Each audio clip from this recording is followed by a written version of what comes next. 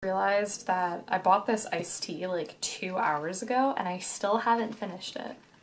And I have like, I don't even know, like that much left. And I'm like, I bought this 2 hours ago. I'm like when it comes to water, I drink it super fast. When it comes to every other like liquid, it takes me forever to consume it. And I don't know why. I don't understand. Yeah, I was looking at the clock and I was like, oh, it's 8:30. I bought that 2 hours ago and I still haven't finished it. I've been just sipping on it, like, it just takes me forever. I don't know. Alright, so what's going on, guys? So, I wanted to film this video for actually a while, and I felt like, I have these ideas, and then, I always do it when it feels, right to, film it. And that's kind of what happened here.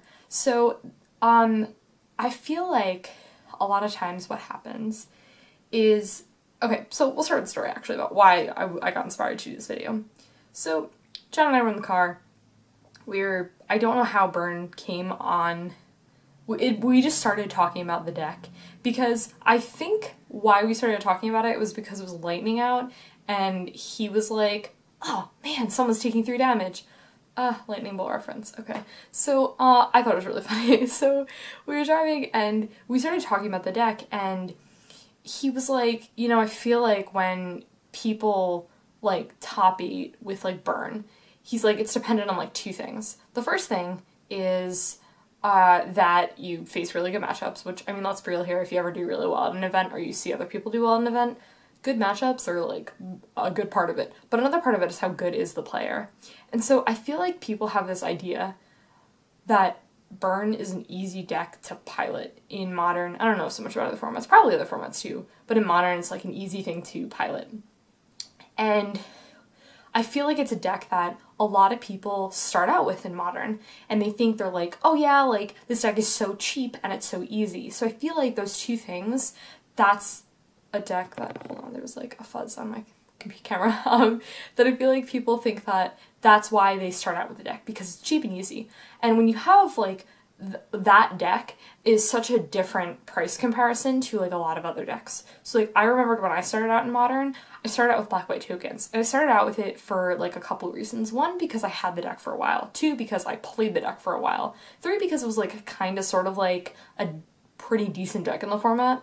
And 4, it didn't require, that much money to put into it. I can't remember, the exact price of, how much, the deck came to with, my sideboard and stuff, but I think I started out and it had, 100, and then, then the value of the deck was about, 250, 300, something like that, which sounds like a lot of money, but for Modern decks, that really isn't a lot, and Burn is, one of those decks that isn't that much. I don't know, I couldn't even name you, the price of what that deck is, but you could build the deck for under 200, I think. I don't know. I don't know what the deck's going for right now, but it's one of the cheapest. I think it's the cheapest deck in the format. So why I think people think that the deck is easy? Because all of the spells theoretically do something very similar. Lightning Bolt, you deal 3 damage to target creature or player. It runs creatures that are pretty, easy to interact with. They're creatures that aren't, super hard, they don't have, a lot of text. They're let's talk about a card like Snapcaster Mage. Snapcaster Mage is, a really, really good Magic card, but it's also a very difficult Magic card, I think, to play. So, if you're trying to just pick up, a deck, and you pick up a deck with Snapcaster Mages in it, it may be, a little bit tough to first, if you're not used to playing, a control deck, and you start out with, a deck with Snapcaster Mages in it, it may be, a little tough, because you're wait, what exactly do I Snapcaster? Should I Snapcaster Sneering Visions, or should I wait to Snapcaster Supreme Verdict later, or something like that. So it's a difficult card. It's a difficult creature for newer people, I guess, or people who aren't used to control strategies to play with. But a card like Goblin Guide is yeah, it's 2/2. I'm just gonna hit you in the face with it. Or maybe a more difficult card in Sunburn builds is Grim Lavamancer, because you're oh, do I kill their kill their creature, or do I do the damage to their face?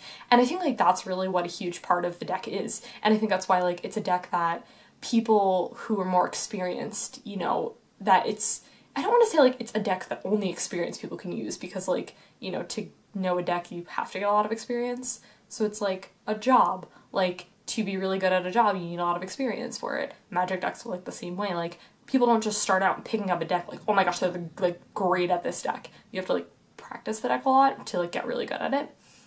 So I remember this one time I was playing, this was back when I was playing Bloom Titan, and I really, really wanted to talk about this story, and I know that Bloom isn't in the format anymore, but I still think that this is really important. So I was playing against, this kid, and he was like, I could tell like he was fairly new to the game, and I'm not saying like I could tell that he was new because he was playing Burn, like just newer players that you could just like tell are new to the game. So he was like newer, and I remembered I was like Primeval Titan on like turn whatever, and then I was like I think it was something crazy. I think this was the game I went like off like, you know, like turn 2 or turn 3. It was really cool. And I was like, oh, swing with my Primeval Titan, and so like he had 2 lightning bolts in his hand, and which is really significant because they're both instants, because, you know, things like Rift Bolt is sorcery, and what is the other one that I can't think of the name of? That's the 2-mana one. That's the same thing as lightning bolts, but not lightning helix. What is the other one? I can't think of the name of it. It's the 2-mana one. It's sorcery speed. It's the arcane one. Wow, I can't think of what that's called right now.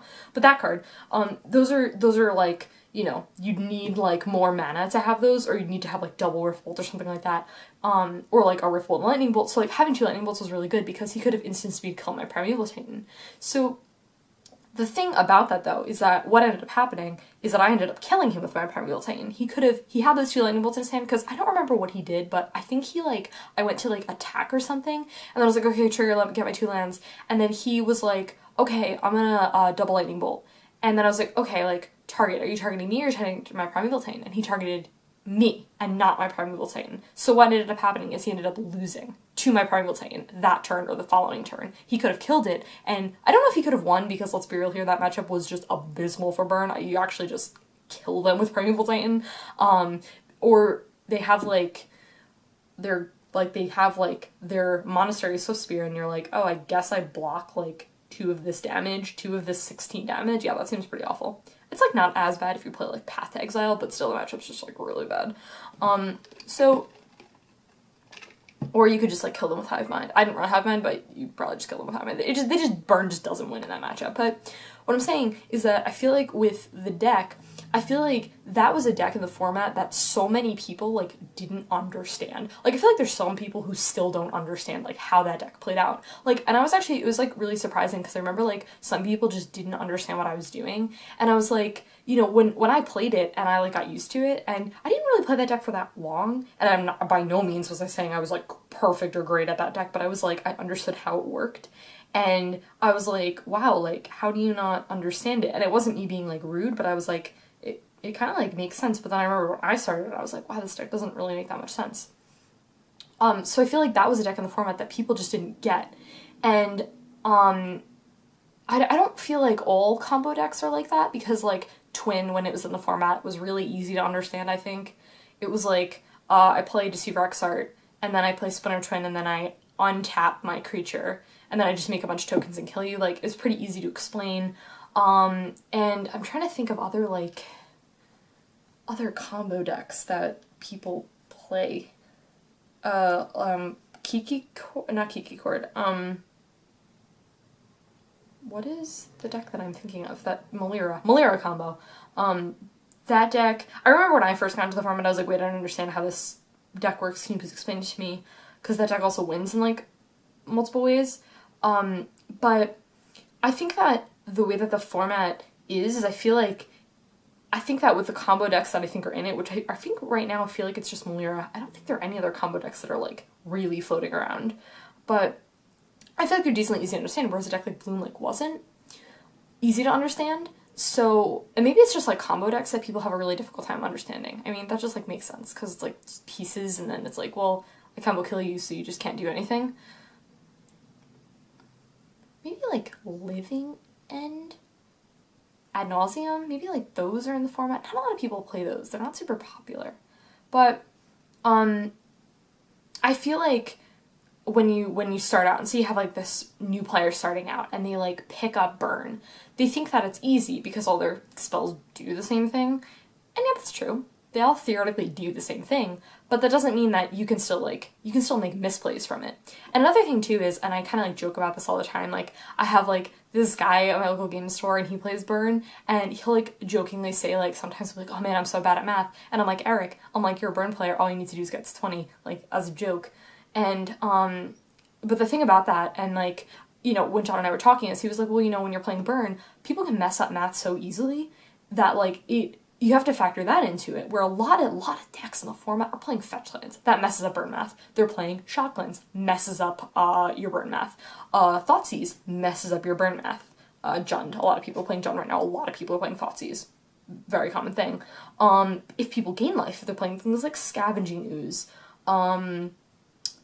There's a lot that goes into it where it's like, okay, cool, like I have to do all this math. And I really want to talk about the do I kill their creature or do I do the damage to your face? That's a really, really tough thing that I think a lot of Burn players really do struggle with. Or say they're playing against like Zoo is a really good example of this. Say they're playing against like Zoo and they have like, you know, the really, really cool thing about a deck like Zoo, like those toolbox like type decks, is that they have so, like a deck like Jund too, is a deck that's so sweet because there's so many different cards that can kill you, which is awesome, which is like makes the deck like really versatile, whereas a deck like, okay, let's just say like Bloom, I don't want to say Bloom Titan because we talked about that and that's not in the format anymore, but what's a deck that's like, it does one thing, it kills you in like one way? I'm thinking of like Twin and like that's not in the format anymore. I'm really not thinking of anything right now. I'm really bad at trying to think of stuff like right off the top of my head, but I don't remember. But a deck that like has one thing that like goes to kill you, like, okay, we'll talk about tokens. Tokens are like, I'm gonna play a bunch of tokens and then I'm gonna play Intangible Virtue and then I'm gonna kill you. But like a deck like, I know that's my strategy, I'm gonna kill you with that. And but a deck like Jund or like Grixis Control, or like something like that, I can kill you with Creeping Tar Pit, I can kill you with Tasigur, I can kill you with Gurmag, I can kill you with Scavenging Ooze, I can kill you with Tarmogoyf, I can kill you with like something juicy, I don't know, like Siege Rhino, or like something, like cool things like that. So, that's why like those two block decks are really, really awesome, but it makes it kind of difficult for like Burn players because they're like, wait, what do I kill with my Lightning Bolt? Do I do this damage to your face? Do they have ways of gaining life? And someone said something to me the other day that it was like a thought that like I've known for a while, but it was something that I didn't really think about until like recently when, you know, we were talking about Legacy and he was like, it's all about knowing the format, which I don't know very well. Like he said that, not I said that. I don't know the format at all, but like, I was like, yeah, like that totally makes sense. And that's a huge thing for new players is like knowing what sort of things are in your opponent's deck. But let's be real here. People do juicy things all the time. Well, like all the time, but some people do juicy things. Like I'm always known for like not net decking and like doing like weird things and like, oh wow, I totally didn't expect you to play that card. I do things like that all of the time. Like my builds like are so weird. So if you can like catch your opponent off and you're like a newer player, you're just like, wait, hold on, I wasn't expecting that card. Whereas like if you kind of sort of know the format, you can get a feel for it and you're like, okay, cool, so I know they're playing Jund. I know I'm gonna run into a card like Kaleidist, probably. Kaleidist is not in all builds, but it should be in all builds because the card's nuts. You know you're gonna run into that card. That also helps with sideboarding too, because maybe you didn't see those cards in post-board, pre-board, but you're gonna see them afterwards. So you're like, okay, cool, I gotta think about like with sideboard and things like that. Sideboard also gets like really difficult. Sideboard's like really tough. It's a really, really tough thing for new people. I've been playing like Magic for a while. I still have a really difficult time with sideboard. That's like really hard. Sideboard's super hard. I actually just did a video on sideboard. You should check that out. It's thundering outside. Oh my, did not expect this. Yeah, so I think that really, I think that the deck just should not be regarded. I don't think Burn should be regarded as a deck that's easy. And, you know, when people start out playing Magic, like, you can build whatever deck you want. Like, there's not, like, a sort of, like, oh, you have to do this, or you can just do, like, whatever you want. But I think that the way that the format is, and, like, this is a lot of, it goes along with a lot of, like, pricing. Because I feel like a lot of people who start out into, like, a competitive format are, like, they're not, and this is, like, not covering everyone, but like a lot of people are like very skeptical to spend a lot of money on cards and things like that. Another thing too that I thought was really interesting is why I notice so many people who start out in the format playing homebrews instead of resorting to a burn deck or another deck that they want to pick up in the format. And that like was really interesting to me because I feel like I know a lot of new people who do things like they don't net deck and they don't even take like the shell of anything. They just build their own deck. And I think that's like really cool because like I said, I really like juicy things and I like it when people do homebrews and I think there's like really cool things that can come out of that. Yeah, and I know this video is kind of weird to be talking about now because burn isn't really, it's not really good in the meta right now. It's not really situated well. But I don't know, I just wanted to film it because I think it's something that, it's a very, very big common misconception that people think.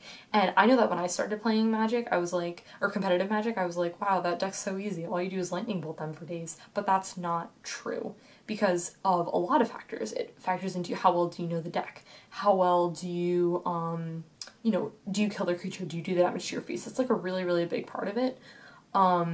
Do you grab the right land when you fetch? That's a really big part, especially because, you know, burn just isn't mono red. It's Naya. It's red white. It's red green.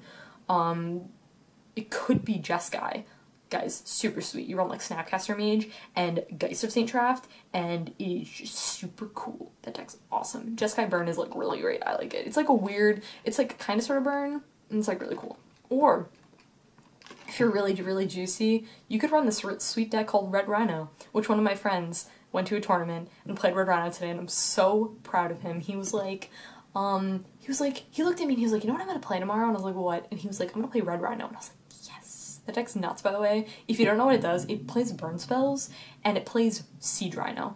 It's nuts. It's super, super sweet. Like, Siege Rhino's in there just, like, if you get to the late game and stuff like that. That's another huge thing with this deck, is burn, like, for newer players and stuff like that, like, the deck can, like, dump your hand a lot. So you're, like, and you don't run a lot of lands, and you run a lot of fetch lands, so, like, a lot of times you can be, like, stuck on only, like, 1 mana. So, like, let's take that Primeval Titan example, where you need 2 red sources so that you can kill their creature, so you can do 6 damage and kill it. Or they have, like, a, I don't know, like, not a Siege Rhino, or a Siege Rhino, or a Tarmogoyf that's, like, a 5/6, and you really need 2 lightning bolts to get stuck on mana. The mana base is kind of, like, a weird thing, but you can definitely, that's, like, one thing with the deck, too, that happens quite a bit. The colors, I mean, that's kind of like, but the whole, like, fetching and getting wrong colors, that's, like, not an issue with this deck, it's just an issue with, like, in general, like, being a good Magic player, like, a better Magic player, like, knowing the deck better, and, like, what, you know, how many sources you need to each color. But yeah, just want to talk about this deck and why I feel like a lot of it, too, like I said, is the price of it, because it's something that's so appealing to so many new players because of the price point, and that's, like, a really major thing, because I know when I started, and even now, like, I'm like, I have to buy Celestial Colonnades, and those are, like, $40 a piece. No thanks. Or I, like, even thought about building, like Jund or something. I probably wouldn't build Jund. I don't think I'd do well with Jund. But then I'm like, I have to spend, like, $150 on Tarmogoyfs? Like, no thanks. And to some people that's, like, no big deal, but for a lot of people that's, like, that's a lot of money. So, yeah. I think that the issue with it is, you know, and with sets like Modern Masters and Eternal Masters just came out, one of the goals of the set is to make the price of the cards cheaper so that more people can afford them, but there's a lot of issues with that, and a lot of that, like, doesn't really, like, happen,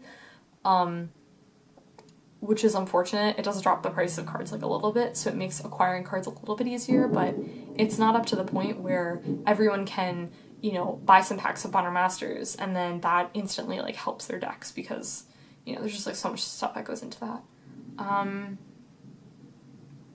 Yeah, was that it? I think that was it. Yeah, definitely let me know what you guys think about this, because I think the whole, like, what deck did you start out with when you started playing the format? And, like, was it burn? And, like, what was your experience with it? And things like that. And, you know, like I said, I think the next time, like, I look into stuff or, like, I hear people talk about, like, how they top 8 did something with burn. Maybe not right now. Maybe the format needs to change a little bit for burn to, like, you know, have, like, a little bit of a better place in the format. But yeah, definitely what you guys think, because I know that there's a lot of like burn players, like I think there's a lot of people who are like, oh, this deck's so easy, you just lightning bolt their face like 12 times. But like then burn players are just like, no, that's not how it is. But yeah, that's pretty much it. I'll talk to you guys in my next video.